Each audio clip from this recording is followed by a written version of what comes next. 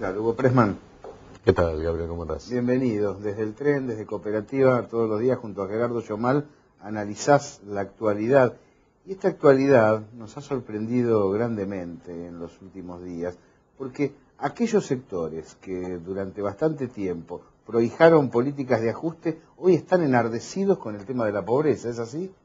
Sí, me parece que forma parte del discurso de esto que se conoce como la nueva derecha, que es la vieja derecha, pero con un packaging diferente. De alguna forma esto ya le dio resultado a Macri, que con las mismas ideas de la década del 90 empezó a tener un discurso donde aparecían ejes muy alejados de su pensamiento, la presencia del Estado, la educación pública, la salud pública. En este caso, el presidente de la Sociedad Rural, Hugo Violcati, nada menos que el presidente de la Sociedad Rural, en algún momento, para ser más abarcativo, con el objeto de presentarse, tratando de agregar sectores al proyecto de la Argentina de 1910, se preocupó por la pobreza. Lo cual no quiere decir que el tema, como veíamos en el bloque anterior, no exista. Ahora, ¿por qué razón este hombre empezó a hablar del tema desde allá hacia acá? Yo creo que también fue tomado en forma sesgada por los principales diarios de la Argentina. En realidad, lo que hizo el Papa es bastante parecido todos los años. Lo que pasa es que se recogió en forma diferente el mensaje que enviaba acerca de la solicitud a la Grey Católica que se preocuparan por la pobreza, que avanzaran. Una consideración general. Exacto. Caritativa, que fue tomada políticamente. Claro, pero por encima de lo del Papa, que sí puso por unos días en el tapete el tema de la pobreza, es llamativo que el tema de la pobreza, por ejemplo, no apareciera durante la campaña electoral, como tantos otros temas centrales.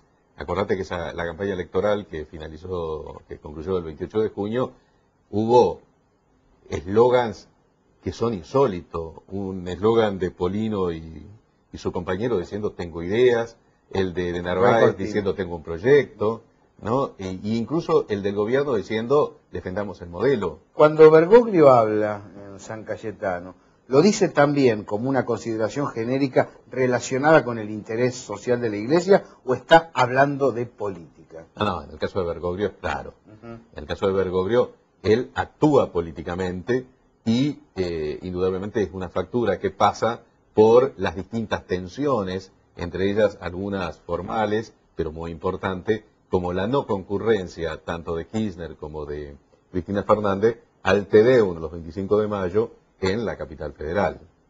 Y esta animosidad permanente entre la iglesia que comanda Bergoglio y el gobierno, incluso la presencia a la vera de las rutas de representantes de la Iglesia Católica, eso es llamativo, porque le preocupa por un lado la pobreza y por el otro lado está en contra o avalaba la oposición a las retenciones. De las retenciones, de los impuestos que pagan los que más ganan, se sacan los dineros para hacer frente a la pobreza. Claro, esto es el intento de entrar al agua sin mojarse, digamos, ¿no? ¿Hay otra iglesia? Sí, siempre hubo otra iglesia, pero no institucional, siempre está... De abajo hacia arriba. De abajo, bueno, ahí ¿Qué está. diría Benítez? Bueno, Mujica. Pensé que tenía al padre Hernán Benítez claramente. Claro. En la cabeza. Pero Mujica tiene un Padre Nuestro, una oración que es fantástica, ¿no? Y que de alguna forma refleja lo que muchos sentimos, en el caso mío, sin ser religioso, siendo agnóstico por otro lado, pero cuando Mujica decía que él podía hacer huelga de hambre, pero los pobres no podían hacer huelga de hambre porque nadie hace huelga de hambre con su hambre, ¿no?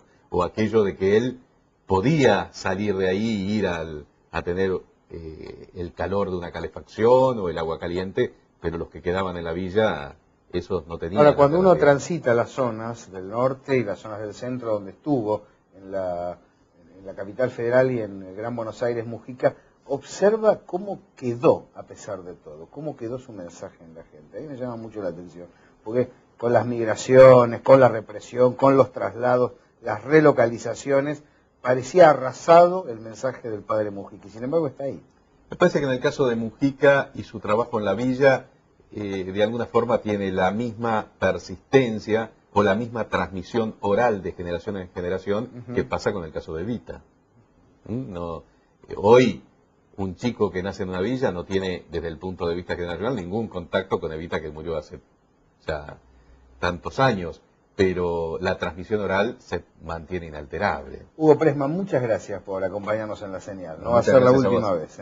Gracias. La semana que viene vuelve a nuestro programa nuestro columnista internacional, Oscar Abudarabini, así que lo estamos esperando. Y no queríamos irnos del programa sin dar el zapatazo de la semana, retomar esta buena costumbre. Es para Álvaro Uribe, el presidente colombiano, que ha instalado bases militares amparadas por los norteamericanos en su territorio y de hecho amenaza la paz regional. Los saluda Gabriel Fernández, esto ha sido La Señal, muchas gracias por estar nuevamente con nosotros.